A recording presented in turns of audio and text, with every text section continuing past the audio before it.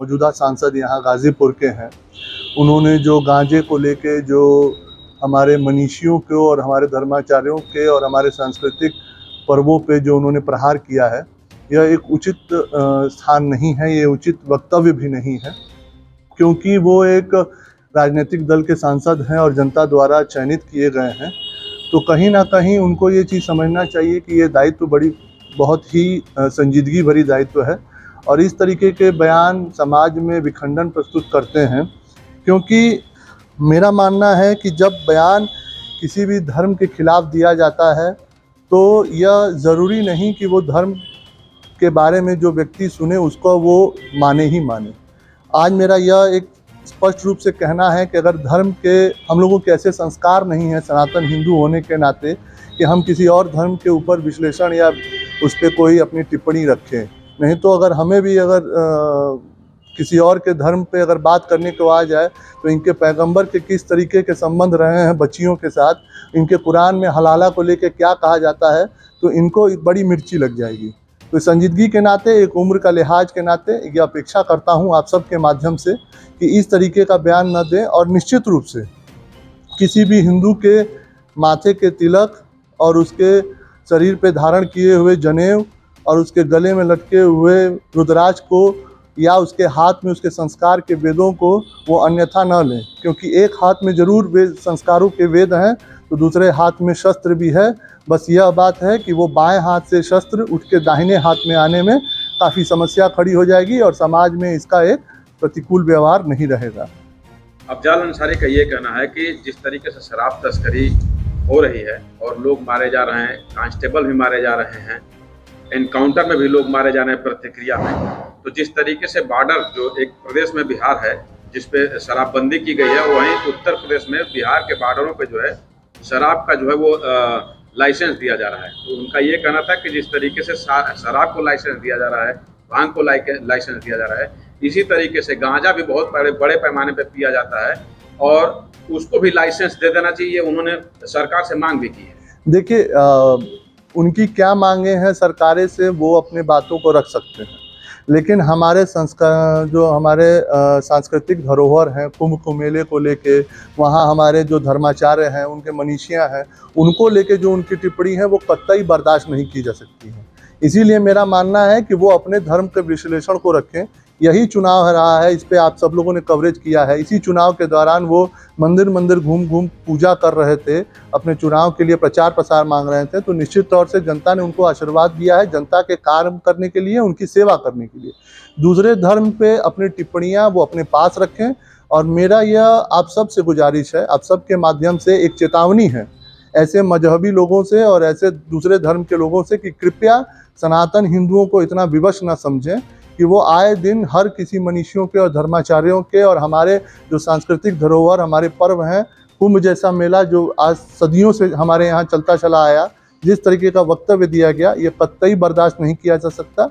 निश्चित तौर से ये आप सबको समझना है और ख़ासकर ऐसे मजहबियों को समझना है कि अगर सौहार्द बनाना है तो हिंदू को छेड़ने की ज़रूरत नहीं है। आप अपने धर्म की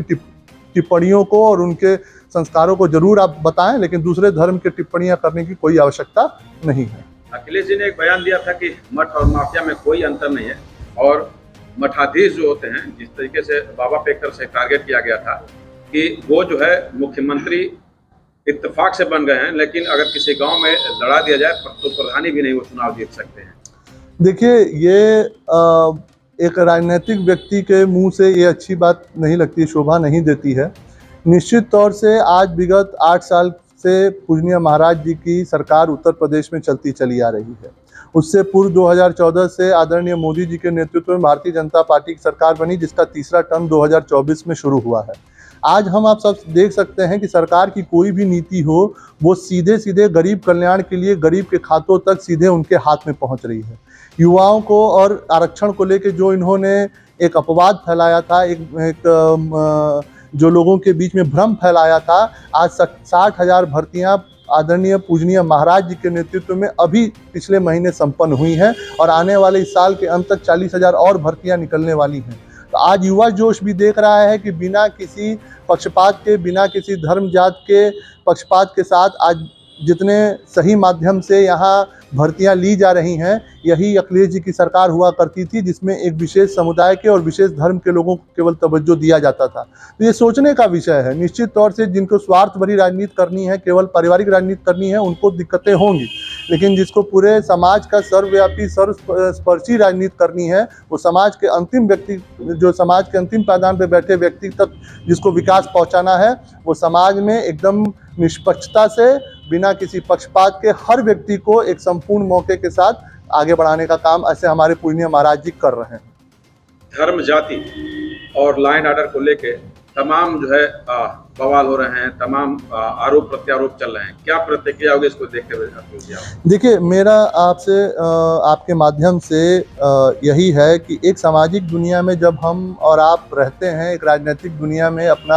हम लोग अपना काम करते हैं, तो हमारे पास हमारे साथ कई जिम्मेदारियां भी होती हैं। ये राजनीतिक और सामाजिक सौहार्द बनाना हम सब की जिम्मेदारी है। जैसा कि कुछ दिन पूर्व यहाँ के सांसद ने जो एक हम सनातन हिंदू धर्म के मनीषियों और धर्माचार्यों को लेके जो बयान दिया, निश्चित तौर से मैं उसका खंडन करता हूं और कड़ी प्रतिक्रिया के साथ उनका विरोध कर रहा हूं, और आप सबके माध्यम से चेतावनी भी दे रहा हूं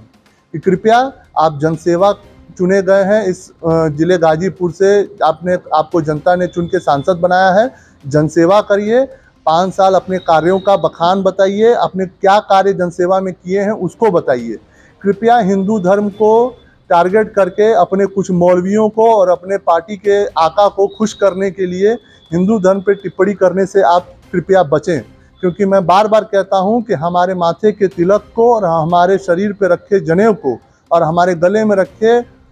में पहने हुए रुद्राक्ष और हाथ में हमारे संस्कारों के वेदों को कृपया आप भ्रम में न फैलिए, क्योंकि अगर दाहिने हाथ में अगर हमारे वेदों के संस्कार हैं, तो बाएं हाथ में हमारे पूर्वजों ने शस्त्र रख के भी गए हैं और कहा है कि जब शास्त्र से काम ना आए तो शस्त्र का उपयोग करना हमें आता है। तो कृपया मैं सभी से यही आग्रह करूंगा कि सामाजिक सौहार्द को बनाएं, और अगर हम किसी धर्म विशेष पर टिप्पणी करने पे आ जाएं तो मुसलमानों के पैगंबरों पे भी हम टिप्पणी कर सकते हैं, और उनके मुसलमानों में होने वाले हलाला पे भी हम अपनी टिप्पणी रख सकते हैं। लेकिन एक राजनीतिक व्यक्ति होने के नाते, एक सामाजिक व्यक्ति होने के नाते जिम्मेदारियां हम सब पे अधिक ज़्यादा हैं इस समाज को सौहार्द को बनाने का। तो कृपया इसका ध्यान हर राजनीतिक दल के व्यक्ति को रखना चाहिए।